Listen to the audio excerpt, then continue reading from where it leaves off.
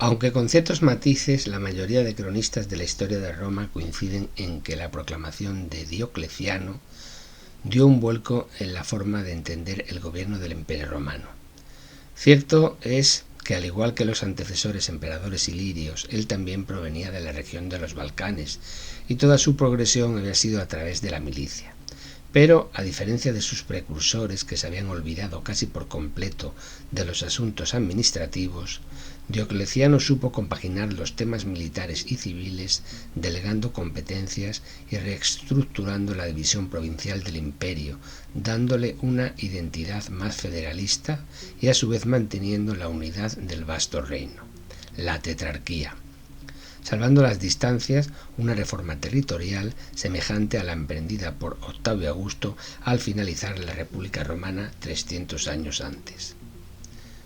Cayo Aurelio Valerio Diocleciano nació el 22 de diciembre del 244 en Salona, Solín, en Croacia, y falleció de muerte natural en Spalato, Split, en Croacia igualmente, el 3 de diciembre del 311.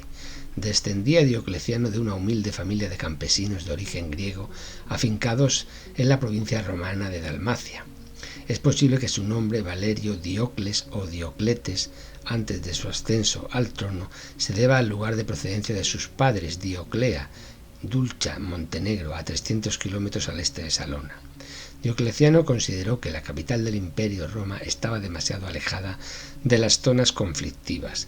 Después de todo, la urbe, que había sido el centro neurálgico durante cientos de años, ya no tenía la pujanza de épocas pasadas. El Senado, desde principios del siglo III, era una institución meramente figurativa, un centro social donde se debatían las cuestiones del imperio, pero no se tomaban decisiones. Aún así, Roma seguía siendo el núcleo cultural y de esparcimiento del mundo conocido. El imperio republicano había dado paso a un imperio monárquico, un sistema absolutista. Diocleciano, para sí, apartó el término de princes, primer ciudadano, e introdujo el de dominus, señor. Una audiencia con el emperador era todo un ritual, de rodilla y alejados del trono. Desde Nicomedia, en Asia Menor, donde Diocleciano fijó su residencia, el control de Oriente era más práctico. Los eventuales ataques de los godos y las previsibles campañas contra los persas se manejaban mejor desde allí. Pero la zona occidental, con las continuas incursiones de francos y alemanes, quedaba desprotegida. Roma seguía estando lejos. Por ello, Diocleciano dividió el imperio en dos grandes sectores, Oriente y Occidente. Una fragmentación administrativa. El imperio seguía siendo uno. Con la partición del vasto reino, el emperador designó a un hombre de su confianza, un paisano como Augusto de Occidente, Marco Aurelio Valerio Maximiano, constituyendo la capital de esta área en Mediolanum, Milán, una elección con condiciones que regiría los destinos del imperio en los próximos 27 años. La principal finalidad de Diocleciano era la de evitar que cualquier gobernador con cierto poder y apoyado por sus legiones pusiera en jaque al imperio y se convirtiera en un usurpador, algo que desde la época de los severos ocurría con bastante frecuencia.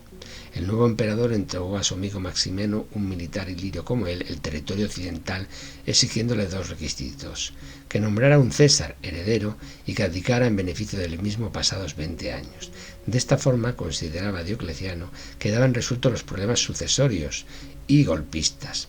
Lógicamente, una vez los césares accedieran al poder, nombrarían dos nuevos herederos, una especie de monarquía no hereditaria. Los cuatro príncipes tenían poder absoluto en cada una de sus demarcaciones. Diocleciano se quedó con la región más próspera, Oriente, que comprendía Asia, Egipto, Siria y Palestina. Maximiano, Hispania, Italia y África. Constancio, Britania y Galia. Y Galerio con las provincias ilirias, Panonia, Moesia y Tracia. Diocleciano y Maximiano se asignaron poderes divinos.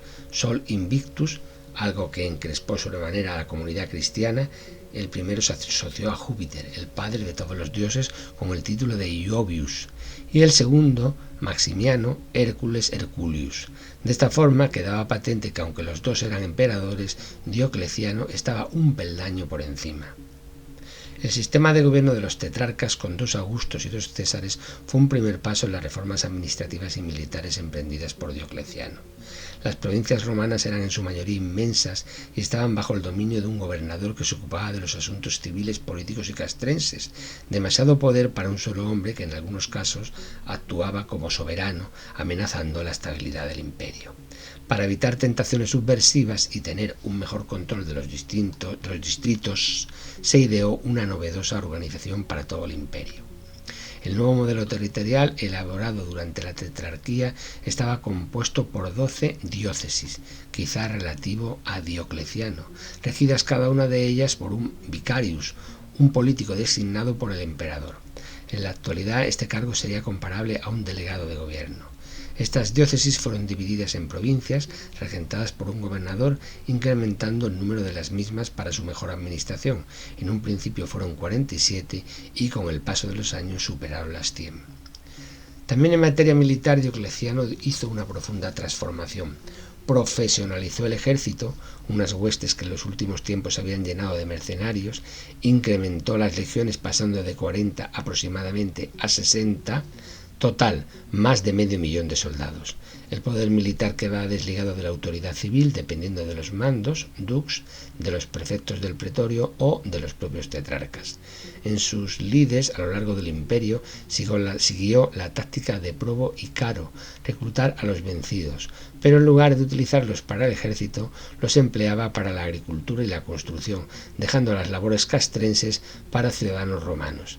Ciertamente las reformas llevadas a cabo por Diocleciano dieron raigambre política y firmeza militar. El imperio romano parecía haber olvidado las rencillas internas en las que cualquier soldado con cierto rango amenazaba los cimientos del Estado. Con esta renovación acometida por Diocleciano, el dilatado imperio duró casi 200 años más, pero ya nunca tuvo el vigor de las épocas de Octavio o de Trajano. Todas estas correcciones también tuvieron un coste humano y social importante. Cuando la parte de los que recibían superó la parte de los que contribuían, las provincias se vieron oprimidas por el peso de los tributos. Con todas estas premisas, las arcas del Estado se tambalearon y el descontento de las clases medias y bajas se hizo patente. Los años de abundancia, despilfarro y algarabía habían pasado a mejor vida. Para intentar solventar el asunto, Diocleciano promulgó un edicto en el 301, edicto de precios. Esta ley se basaba en establecer un precio máximo para productos de primera necesidad, obligando bajo pena de muerte en algunos casos a ganaderos, agricultores y artesanos a vender por debajo del coste de producción. También devaluó y acuñó nuevas monedas, pero en general la medida fue un fracaso. Se fomentó la economía sumergida y el extraperlo. Un legionario mantenía su sueldo, pero tenía menos poder adquisitivo. El imperio romano vivía años difíciles económicamente hasta la llegada al trono de Constantino. Por otro lado, el cristianismo, con el paso de los años, se había convertido en el dogma más pujante del imperio, y esto era algo que chocaba con la concepción autocrática de Diocleciano.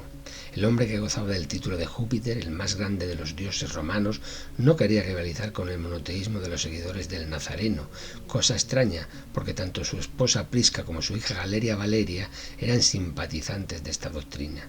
Algunos historiadores acusan de este acoso a su César y heredero Galerio, hombre que reconocía sentir un odio visceral hacia los cristianos. Sea como fuere, el hostigamiento al que fueron sometidos los cristianos fue seguramente el más cruel de la historia de Roma. Hubo ejecuciones masivas, se destruyeron y quemaron lugares de culto, se despojó de poder a altos funcionarios y militares. En el año 305, en una ceremonia celebrada en Nicomedia, Diocleciano abdicó. Fue el primer emperador que se retiró de sus funciones en vida en favor de Galerio, después de 20 años de mandato, y a su vez obligó a Maximiano a hacer lo propio en beneficio de Constancio.